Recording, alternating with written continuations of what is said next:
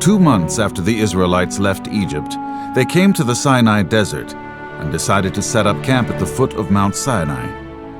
There Moses decided to climb up the mountain to enter the presence of the Lord, as God had special instructions for him.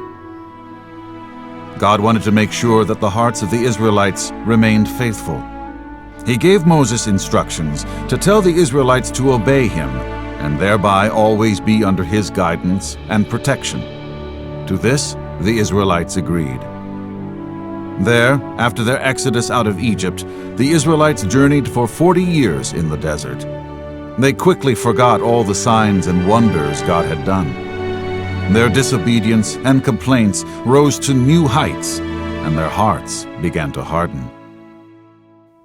There on the mountaintop, God wrote 10 commandments that all Israel were to follow. He also instructed Moses in many other regulations and matters that would help him lead the people of Israel. If they obeyed these rules, God's blessing and protection would be with them. If they broke them, God's punishment would be upon them. These commandments were so special that God wrote them on 2 stone tablets. Moses spent a long time with God, and the Israelites started to wonder if Moses was ever coming back. With a lack of patience, these people demanded a false god that they could worship. Their wicked hearts forgot about God's providence. When God saw this, he told Moses to go back down the mountain and speak with the people. As Moses came down the mountain, he heard festivities and soon saw the golden calf statue. There the Israelites were, dancing and shouting before this false god. It was an atrocious sight to behold. God's own people, whom he so powerfully rescued only 2 months ago, turned their hearts from him and were worshiping a false idol. Moses was so angry that he threw the 2 stone tablets to the ground, smashing them to smithereens. How could these people be so ungrateful?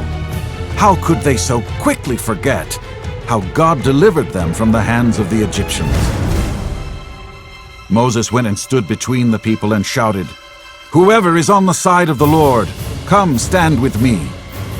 All the sons of Levi came and stood by Moses. Then Moses gave them instructions to take their swords and kill the rest of the people. Their horrific idol worship had brought a terrible sin upon the people. That day, 3,000 Israelites died because of their wicked hearts and dreadful sin. And soon God sent a terrible plague upon those that remained.